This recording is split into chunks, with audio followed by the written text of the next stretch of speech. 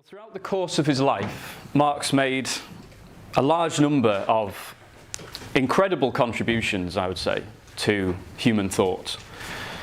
But I think that arguably the most important, or one of the most important, is his approach to history, the application of his method, which we were discussing earlier on today, the method of dialectical materialism, to history, to the development of human society. And I think the reason why it is so profound only really becomes clear when we consider it in the context of how history has been approached prior to Marx, and also, to be honest, after his death. Before Marx, the approach taken to history was effectively the approach of the various declarations or tales of the kings and queens of old. Perhaps you'd have people like Herodotus, who was essentially just somebody who kept a travel diary, very fascinating history, but nothing scientific about it. There was something lacking, and that was precisely a scientific method. And that's doubly interesting when you consider the fact that Marx didn't invent materialism. Materialism as a philosophical standpoint existed long before Marx, actually. But as Plekhanov, who's considered the father of Russian Marxism, himself pointed out, he said, the materialist conception of nature is still not the materialist conception of history. The materialists of the last century, referring to the 18th century, saw history with the eyes of idealists, and very naive idealists at that. Insofar as they dealt with the history of human societies, they tried to explain it by the history of thought. And this is something that didn't die away after Marx put forward his ideas and after Marx's death. In fact, actually today, as we speak, in universities and in history books and on historical programs on TV, there are really two main trends of what I would call bourgeois history. The first is that in reality, history, one way or another, has always been this way. There's always been some form of oppression, for example, some form of rulership, some form of inequality and exploitation. Or that history is in reality just the kind of cultural development towards what we have now. I'm sure many, if not all of you, are familiar with Francis Fukuyama's idea of the end of history, which followed the collapse of the Soviet Union. That idea, philosophically speaking, in terms of the development of history, is that liberal Western democratic values are the end state of human society. And that really the kind of course of history is this process of enlightenment towards this final state. There's that idea, which I suppose is similar to Whig history of the past. But then there's an also, I would say, even more reactionary and more pernicious idea, which is linked to the philosophy of postmodernism, which is essentially that, as Alan was discussing this morning, there is no progress. I would say the postmodernist approach to history is not summed up best by a postmodernist philosopher or historian, but rather by Henry Ford, the industrial tycoon in America in the 1920s, who described history as one damn thing after another. The idea that you could have any connection between these events, that you could offer any kind of systematic or scientific approach to explaining not just the hows, wheres, and whats, but also the fundamental question of why things have happened as they do, is considered in itself just a ridiculous endeavour. Now, this is something that also gripped the minds of the materialists of the 18th century.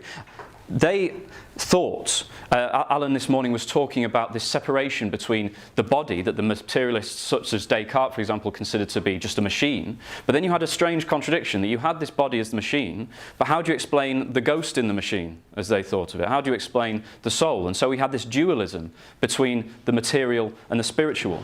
The bourgeois approach to history is effectively a continuation of that, but it kind of expanded onto the scale of human society as a whole. Yes, the natural world can be explained by scientific material laws, and that there is objectivity to nature. However, because we as human beings are conscious, and human society is therefore, by definition, a collection of conscious beings, it can't follow those laws. That the human psyche, if you like, has placed us outside of nature, and that human society, therefore, either has no relation to the material world whatsoever, or it has no possible explanation itself. And this idea, as I already mentioned, is very, very common. One very popular book about history, it marks itself as a popular science book that some of you may have read, many of my friends have read it. It's a book called Sapiens by a fellow called Yuval Harari. And I've taken this just as a short example of what I mean by the fact that modern bourgeois history today is still burdened by this dualism. He says, since large-scale human cooperation is based on myths, the way people cooperate can be altered by changing the myths, by telling different stories.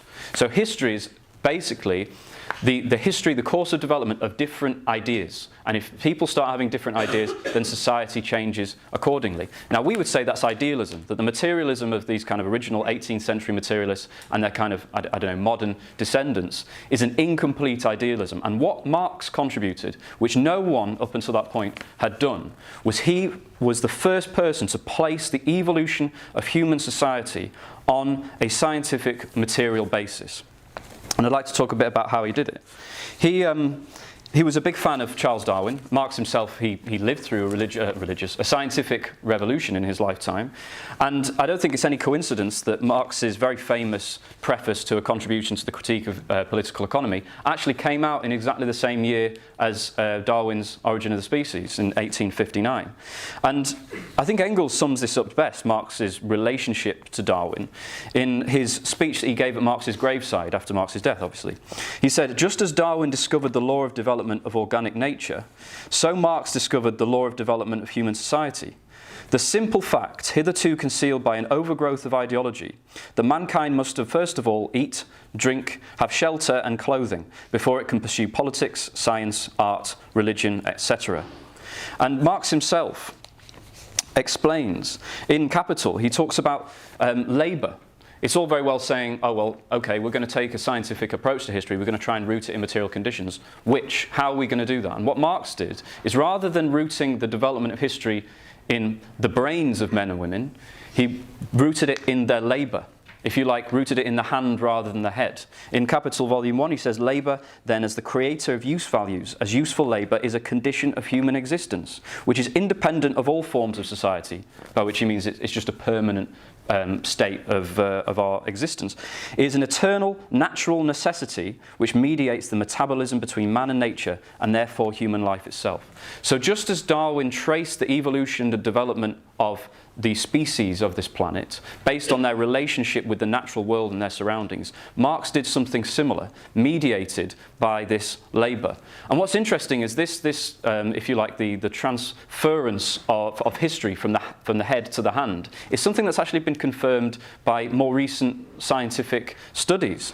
It's kind of an interesting tangent to briefly go into, that Engels, Marx's lifelong collaborator, predicted, and he hypothesized, that actually it was the development, the evolution, the physical evolution of the hand, the precision grip, which led and allowed for the development of the human brain and the very high level of consciousness of human beings. At that time, that wasn't the accepted point of view.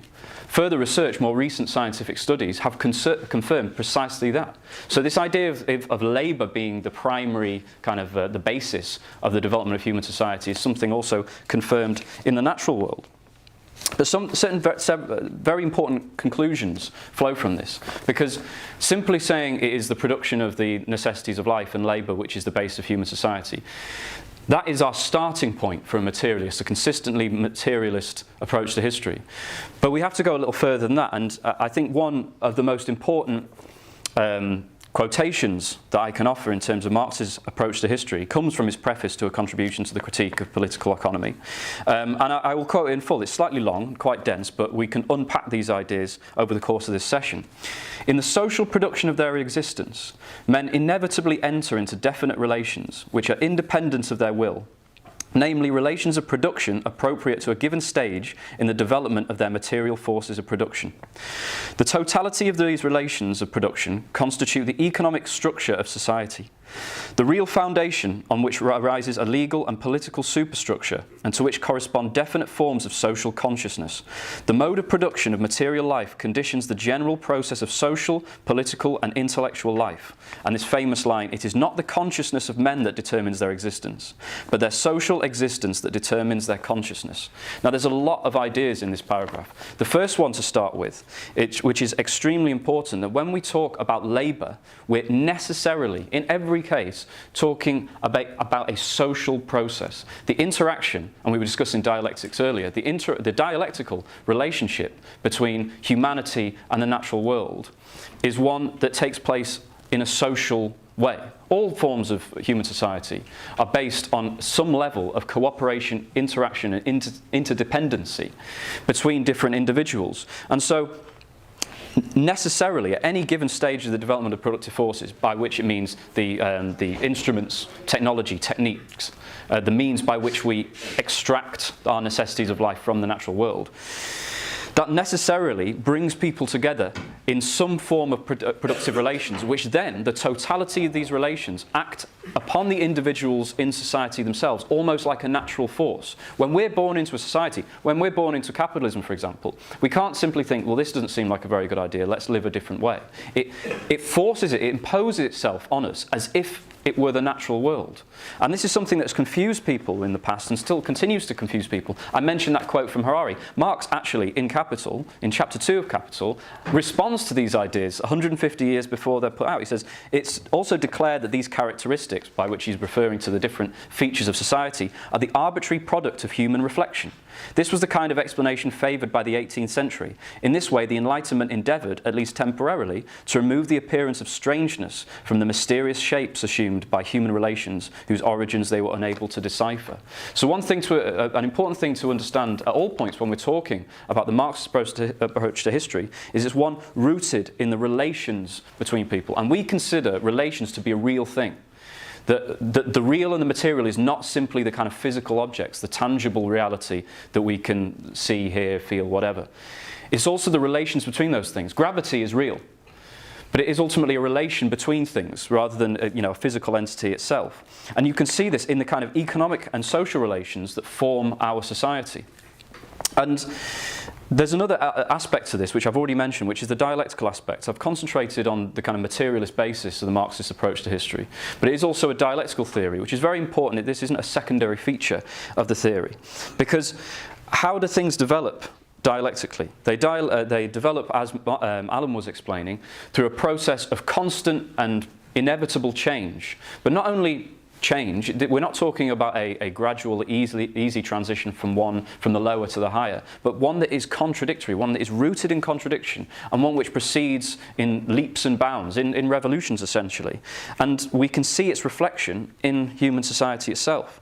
Let's take one very common explanation of human history, which is this idea of human nature. I'm sure you've all encountered it. Many of you, if you find yourselves arguing for the ideas of socialism, for example, someone will say, well, no, that can't work because it's against human nature. And this idea of something of human nature as being a fixed and eternal state is something that we reject as dialectical materialists. That's something abstract and ultimately unreal. That just as Alan was talking about Heraclitus, just as he said everything is and is not, humanity and human nature is something that's in a constant process of change, and something actually that reflects our environment and our conditions. To take possibly the most fundamental example of this is in the way we live. Today, it's considered perfectly normal. It's considered effectively human nature that we live a certain way, that we live in houses, in settled communities, for example, and that we have to work for someone else. This is something, a state of existence, which has admittedly existed for thousands of years, but it has not existed for the sum total of humanity's existence, whether we take it in the form of Homo sapiens or whether we take it in all of the different human species. In reality, actually, the earliest human societies, based on what anthropological, archaeological studies we have, would have had no notion whatsoever of living in a permanent, settled place, living in the same place your entire life, or even of private property, or of working for someone else in order to, say, earn a wage. These would have been utterly alien notions to the people living at this time. And by this time, I mean not, relatively speaking, very long ago, over 10,000 years ago. In fact, for the vast majority of humanity's existence, these ideas would have been considered complete nonsense, utterly alien ideas. However, as we know, that's not the case anymore. Now, the approach of many scholars, I suppose, has been to struggle with this. If you take an abstract approach to human nature, if human nature must be fixed, and I don't simply mean humanity's biological nature, which itself actually isn't completely fixed, but in terms of our social nature, if it has to be one thing or another, for example, if the monogamous family is something coded into our DNA, it becomes very, very difficult to explain how in the past there is plenty of evidence for that not being the case. And so usually what we get is a romanticisation of one or the other. Either humanity's prehistory, as it's often referred to, is a state of the most black ignorance and barbarism, and that what was necessary was for people to finally start having proper ideas about settling down, marrying, forcing women into the marriage contract, things like that. And that's when we become civilized and raise ourselves out of this barbarism. But then you've got the other kind of caricature, which is that life prior to class society and prior to urban settlement was this kind of Garden of Eden situation. I was talking about the Garden of Eden, where everything was basically provided and we lived in complete harmony and equality and everything was perfect, but then almost this cataclysm came from the sky, almost this act of original sin, and men were forced to work the land and women were forced to go through the agony of childbirth. Both of these have more religious than scientific merit, in my opinion. In reality, human nature has changed fundamentally over the years, and what has driven that change, in the last analysis, we're not talking about a purely mechanical relationship that every single innovation in the means of production automatically produces some new idea and new form of society. Far from it. But that underlying this process was a fundamental change in the means of production. And to just pursue this, Gordon Childe, a very famous archaeologist and himself a Marxist, coined a term that you may well be familiar with, the Neolithic Revolution. Neolithic, it means new Stone Age, and of course revolution is referring to this revolutionary process in which nomadic hunter-gatherer communities that did not rely on agriculture and working the land or the domestication of animals suddenly, and by suddenly I mean not in one moment but over a relatively short period, settled and started living in a way that would have been considered absolutely absurd. In the same way that today, when we talk about the possibility of living without private property or without class oppression, people say, but it's always been like this. What are you talking about? I can imagine that thousands and thousands of years ago, 10,000 years ago, that when somebody suggested, obviously I can't claim that this conversation actually took place, something like it must have taken place at some point, surely, when someone said, well, why don't we harvest these crops and stay in the same place on a permanent or semi-permanent basis? There, I'm sure, will have been people in the society who would say, what are you talking about? We've never done that. We've always moved around. Why on earth would we want to stay in the same place? But these revolutionary ideas, if you like, were reflecting a change in the material basis. And that change came with the domestication of plants and animals, with the coming of agriculture. Prior to this innovation, if you like, the ownership of land, for example, would have been a complete nonsense. Why would you have private ownership of a piece of land that you can't cultivate? If you can't produce a surplus, then the whole notion of ownership of land in particular doesn't make sense. It is only once you have the beginnings of agriculture that notions of ownership, and even then private ownership as in one single individual owning a plot of land, doesn't come in for much, much later. But here we see very important social relations coming into being as a result of the changes in the means of production. And from this, there then comes even more dramatic results. For the first time in history, this production of a regular, reliable surplus, which didn't take place overnight, but did eventually take place, it gives rise to this surplus from which other processes start to come about. Aristotle, actually, the ancients had some kind of notion of this. Aristotle said that man begins to philosophize when his needs of life are catered for, provided. What that means is the first kind of settled civilizations, and incidentally, I forgot to mention, the beginning of these urban civilizations, like the Mesopotamian city-states, are themselves another revolution. Gordon Childe also coined the term the urban revolution. That again, this development of the surplus, this development of the means of production, for example, the cultivation of the former swamps, really, of southern Mesopotamia, now Iraq, gave basis to a surplus great enough to sustain an entire class of people who do not work the land. At no point do they have to work the land. Instead, they devoted their time to other things. They devoted their time, yes, to religion, to administration, to astrology. And the ancient Greeks actually again, they identified this process. They saw the first civilization on Earth, the original civilization, as ancient Egypt. And Aristotle explained that mathematics and astrology were discovered in Egypt as opposed to elsewhere because the priest class didn't have to work. And this raises a very profound conclusion for Marxists and for history itself, I would say, that you see the origins of the class struggle, so first of all, not as something eternal and everlasting and a product of human nature itself, which on its own means nothing, but actually as a product of the development of the means of production and the splitting of society into classes, to put it simply, of a class of those who produce and a class of those who appropriate that surplus product. That gives root to all kinds of things. It gives root, yes, to the development of the state.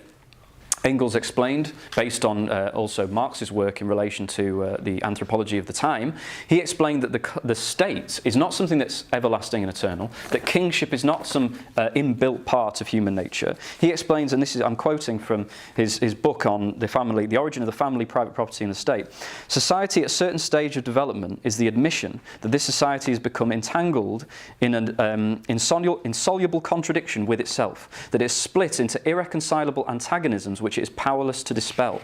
But in order that these antagonisms, these classes with conflicting economic interests, might not consume themselves in society in fruitless struggle, it became necessary to have a power, seemingly standing above society, that would alleviate the conflict and keep it within the bounds of order. And this power, arisen out of society but placing itself above it, and alienating itself more and more from it, is the state.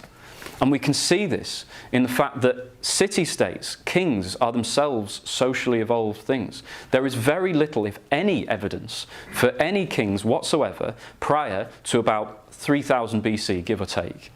All of a sudden, you have a period, speaking specifically of Mesopotamia, but this process can be seen elsewhere. You have a process where all of a sudden you have a period of crisis for a couple of hundred years, and following that, all of a sudden you've got kings all over the shop. You've got kings popping up like mushrooms in the night, claiming themselves to be the first and everlasting kings. You have states, armed bodies of men that prior to that hadn't existed. Prior to that, yes, you had armed people, but it was usually the community itself, the village commune, for example. This is a dramatic change. It's a revolution, essentially, in the way that society was organised. And this, ultimately, Lenin explained that the class struggle, the way that we define the class struggle, is over the struggle over the surplus that is being produced. That is ultimately, in the broad sense, what the class struggle is about.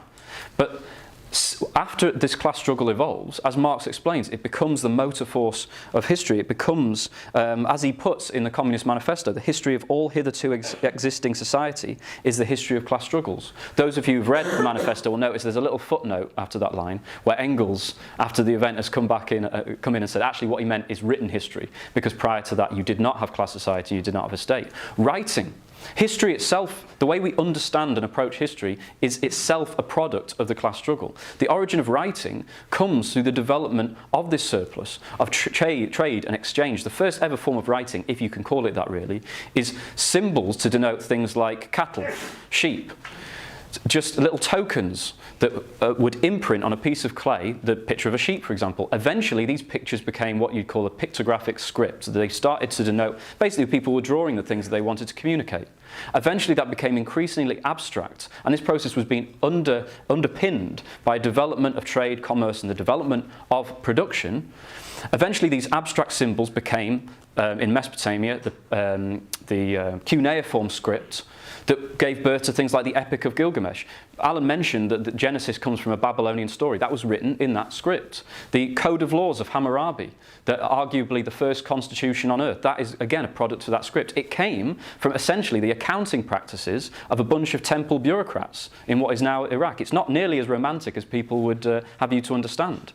In reality, the accountant and the poet historically have the same mother, and that mother is the development of production and the development of a surplus. This is a product of the class struggle in its ancient state. Religion, we discussed religion in the morning session. I won't go into detail on that, but not only does Marxism kind of, if you like, it puts religion in its place in terms of material basis, but it can actually offer insight into why is it that we have these different religious revolutions, these different religious sects that split off from each other. Why is it that the Protestant heresy developed where and when it did? as opposed to 500 years before? These questions can only be asked, well, they can be asked on many bases, but they can only be answered satisfactorily on the basis of a material understanding of society. It is not a coincidence that the first forms of Protestantism, for example, arose in the towns. In the towns where the town dwellers, also known in French as bourgeois, lived. It was a class question. It was the emergence of the very first bourgeois that was linked to this new religious understanding that was really not just a reaction against the kind of dogma of the Catholic Church, but against the social feudal relations that existed in that society at that time. Once we unlock this, we can actually start to understand history as a process and not, as Henry Ford said, as one damn thing after another. But there's a very important aspect to this. So far I've talked about the evolution of society being underpinned by the evolution of the productive forces, or the development of the productive forces. But it's important for us to dwell on how exactly does that take place. Does it take place in a slow, gradual fashion? And as I was talking about earlier, does the invention of some new technique or form of technology automatically in a mechanical way change society? That's absolutely not the case. If that were the case, then history would probably be a lot more of a straightforward and peaceful process than it actually has been. In fact, actually, history is riven with contradictions. Contradictions which themselves have given birth to not only step forward, but steps back. Progress is itself, and we as Marxists do not deny progress at all, but we do accept that progress is contradictory, and it's possible to have steps back as well as steps forward. How do we explain that? If society is rooted in the material conditions, in this process of labour, how can we explain this? And that's because, as I mentioned earlier, labour is a social process. That this process of labour itself gives birth to social relations, different ways of doing things, and social orders. Once that kind of social framework, this economic base of society is crystallised, and on top of it various institutions like the state, like the family structure, which has evolved and changed over time. These things become a rigid block, if you like. Marx uses the word a fetter eventually, on the self-same development of these productive forces. In other words, this is another dialectical idea, that which is progressive at one point later becomes reactionary, it later becomes a fetter, a drag on development. This is a very common idea in life. The idea that all that is born is eventually destined to die, and that over the course of our lives, you have a growing up, you have a vigorous period of youth, and eventually you have a decline. It's just a natural part of life, and eventually death. You see these in societies. And Marx says in the Communist Manifesto that eventually these revolutions, when these societies are no longer able in the last analysis to develop the productive forces, to push society forward, they enter into a period of crises and revolutions. And this is a very important conclusion for us to ponder, because I would say we are living in just a period such as that. We are living in a period of a society, of social relations, which actually become a fetter on the development of future society. And as a result of that, they're entering into crises and periods of revolution. One example, so Marx drew these conclusions by looking at the evolution of capitalism itself. He looked at how capitalism was born within the womb, if you like, of feudal society, and then eventually had to break out and came into conflict with the feudal relations which had themselves become fetters. You may remember, if you've read the Communist Manifesto, he says the feudal relations of property became no longer compatible with the already developed productive forces. They became so many fetters, they had to be burst asunder, they were burst asunder. And we can see this, I would say, today. We have today a society in which the total potential productive forces that exist today, not on the basis of future society or technology, but right now, is enough, I'm told, to feed as many as 10 billion people.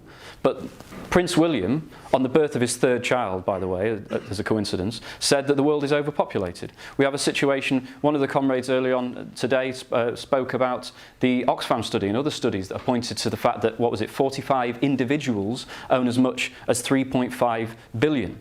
You have a concentration of wealth on an enormous scale. You have the development of huge monopolies, the development of enormous banks who effectively control the entire economy. This is coming into conflict with the fact that, okay, you have what Marxists would call social production. None of us produce on a purely individual basis. All of us are dependent on the labour of everyone else, particularly in this society. And yet at the same time, the wealth, the surplus of this social labour is appropriated on an individual basis. And so you have the absurdity of, for example, climate change, something that requires a global response. You have a global economy, something that requires a planned global response, and yet the individual nation states themselves, things that are historically evolved as a result of the development of capitalism, are holding it back. You have, for example, the phenomenon of scientists being climate change deniers because various companies, such as oil companies, are paying them off, or politicians like Donald Trump. This is a sign, I would say, of a society in really desperate decline. And yet it's not all doom and gloom. I don't want you to think that we're all doomed, because history, as I already mentioned, develops in a contradictory way. It's a two-sided process, because just as within the womb of feudalism, a new form of society, of capitalist society, developed and came into conflict with that, so too the history of the last 100, 200 years of capitalism is one of a new class coming into being and coming into conflict with these relations, with these fetters of capitalist society. That's the working class. This is actually why Marxists put so much importance and emphasis on the role of the working class in society. It's not as a result of romanticism. We don't look at the working class as the progressive class in society because it's oppressed, which it is, or because it's exploited, which it is, but because in their hands, the workers, this class which it really has not existed before in history, they, in some cases, literally hold in their hands the levers of production. They already have the capability to control and run society. They already produce the wealth of society. And purely through their own kind of experience of the capitalist system, they come together, they organise, for example, on a trade union basis, they organise on a political basis, and they raise ideas coming from their movement, not coming simply from Marx or any other great intellectual, but actually from the logic of their own struggle. They put forward the same demands that we put forward. They put forward socialist demands. A great example of that is the Paris Commune. The Paris Commune was not suddenly sprung on society by Marxists. It wasn't even led by Marxists. It was an uprising of the working class, which brought into being the first ever worker state in history. And Marx actually took an example from that, not the other way around. It's an interesting thing to ponder, and I think it's important to remember that that is the way that Marxist theory works. This is also why we Marxists study in detail the science of revolution, if you like, and we study the history of the working class in detail. Again, not out of some kind of fetish or because we think it's romantic, but because in that is the collective experience of the workers as they fight to overthrow this old decrepit society. And if we, as Marxists, come to the conclusion that it has become these relations need to be burst asunder, to quote from the manifesto again, then we need to analyse scientifically the process by which that will come into being. There's one more point about how this can come into being which I should mention. There is an idea, a very common idea, that history, the movement of history is spurred by great individuals. Great men or women, usually men, the way the story is told, come onto the scene, and then by some great acts, for example, if they're a king, they'll make some great acts of legislation, or if they're a great warrior or some great religious figure, and history moves in their train. Well, we as Marxists don't believe that that's how it works. We actually think that great men are produced by history rather than the other way around. Again, a great example of this, you can go back to the very ancient times. Do you know who the first great man in history ever was, at least based on written records? He was a guy called Alulim.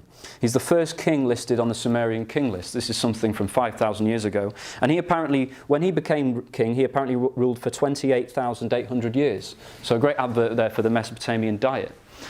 Now, we don't have any evidence that he ever existed, but we do have evidence that one of these, the first ever king that we know or are confident that did exist, is a guy called En-Mebaragesi, and he's dated to about 2,600 years. He wasn't quite as long-lived as Alulim. He apparently just ruled for 900 years.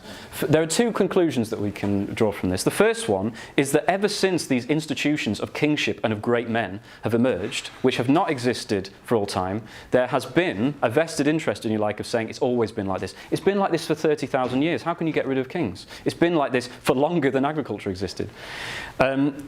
Another conclusion from that is that these great men are themselves the product of history. I mentioned that prior to the evolution of states about 5,000 years ago, there was no record. You can't even find statues of identifiable individuals. There were no individuals in history, let alone great individuals. All of a sudden, it is with the development of class society, with an oppressor class, and with armed bodies of men, which require a leader, that all of a sudden these all-powerful great individuals come into play. Very, very, relatively speaking, late on in human history. That should give us an indication of the real role of individuals. One other example, and there are many, perhaps we can discuss them in the discussion itself. Napoleon. There are more books written about Napoleon Bonaparte than any other figure in world history. I'm not sure why, to be honest. I mean, it's an interesting story, but why him? Napoleon Bonaparte, about 2 days before the coup which brought him to power, fell off his horse. And he was knocked out cold. He was in a comatose state for a couple of days, and they weren't sure he was going to make it. Now I ask you, what do you think would have happened if he'd never come out of that coma? If he'd fallen off his horse, and that would have been the end of Napoleon Bonaparte? Do we think that the revolution, French Revolution, would have continued in exactly the way it was going? Or do you not think that history, if you like, and the process that was going on in French society at that time would have found another Napoleon? Maybe that other Napoleon wouldn't have been as good. We don't know. Every individual has their own individual characteristics. We're not saying that you can't have talented people who play enormous roles in the process. But do we really think that the phenomenon that we call Bonapartism would not have emerged simply because one man fell off his horse? That seems to me to be quite an arbitrary view of the human historical process. Let's take one other great figure. We as Marxists, or I certainly as a Marxist, think a great deal of Lenin. I think he's a great man. Do I think that the history of Russia was determined by the force of his character? No, I don't. I think he played an extremely important role. I don't think the seizure of power in October would have taken place without Lenin and Trotsky. But these same great individuals that in this period of history, at this pinnacle of the class struggle, if you like, when all the forces in history are laid bare for that relatively brief window, those same people that were able to tip the balance, if you like, to play that all-important role, later on, when the same process has gone into reverse, when you enter into a process of an ebb of the masses, which it's the masses which give the great individuals power. It's the class struggle that give these great individuals power. When the masses start to recede and you enter into a period of counter-revolution in Russia, those same individuals, someone as great as Lenin, finds himself saying, he literally said, it feels like being in a car which is effectively driving itself, that the driver does not have full control over the steering wheel. He was referring to the growing and increasingly confident bureaucracy of the Soviet Union. So this great man on one hand was able to make history, and the other was incapable of doing it. How do we explain this? It's because of the historical process itself. It's because of the role of the working class and of the masses. Does that therefore mean, and there's a conclusion that I want to dispel that apparently flows from this, that therefore because we reject the idea of great individuals making history for us, that therefore we say that the individual has no role whatsoever to play in history, that basically there is no human agency, and we take almost a nihilistic or fatalistic perspective that, well, society is going to develop as it develops, either it will be good or bad, there's nothing we can do about it, we may as well just wait to find out. That clearly isn't what Marx thought. Later on we're going to have a session about what kind of activity Marx dedicated himself to. I don't think if that was his philosophy, if that was his attitude to history, he would have bothered, to be honest. I don't think he would have gone to the effort of founding the First International and spending years rowing with Bakunin, for example, or Bakunin even, sorry. I think he would have written his great works, buried in the garden with a note saying, I told you so, and left it at that. And led a cushy life as a professor. Why not, if it's going to happen anyway? Instead, he devoted his life to revolutionary struggle. That suggests to me that he did believe in a certain element of individual agency. And he also gave a huge role to consciousness. Why is that? Why would a materialist give a huge role to consciousness? And it's based on a dialectical understanding of what consciousness is. Yes, our consciousness reflects the real material world around us, but it is, in that sense, it's secondary. The material world must always be primary, but it can act back on the material world. Marx actually said that ideas themselves have or can have a material force, but only when they grip the minds of the masses. And for him, that was the importance of working class consciousness. Class consciousness, again, it wasn't simply a romantic or poetic idea. It is the becoming aware not only of the working class's place in society, the fact it's exploited, but then also coming to terms with the fact that it is capable of taking society and the economy into its hands and planning it and transforming society from a capitalist to a working class socialist basis. That consciousness for Marx, it didn't simply happen by us like prophets coming down and telling people you're oppressed, you need to rise up. There have been plenty of people who've said that in history, but through a process of struggle. And it's through that process of struggle, but also crystallizing all of this collective experience, the history of working class struggle, that we can actually make this a reality. And for that, you also require organization. How do ideas attain material force? It's all well and good for us to agree on something, but to agree on an idea and then just disperse and go about our lives will not give it any material force whatsoever. We have to organize. In that sense, the party is like the crystallized form of the consciousness we're talking about. You see here the relationship between the material and the idea. And just to kind of conclude, if a great Marxist, Ted Grant, once said that the brain is matter made aware of itself, that human consciousness is matter, it can't be made of anything else, that has become self-aware. Well, I would say that the Marxist view of history is class made aware of itself. And that gives us a certain, I think it's a very enlightening concept, but also it also has it gives us a certain sense of duty, I would say. Revolution lies at the heart of the Marxist view of history. But I must say, when I've talked a lot about revolutions, I've talked about the Neolithic Revolution, I've talked about the French Revolution, but actually the revolution that we're fighting for is a little bit different from these. It's not completely divorced, it plays the same role in history. But these revolutions, even the French Revolution, took place, if you like, at best on a semi-conscious level.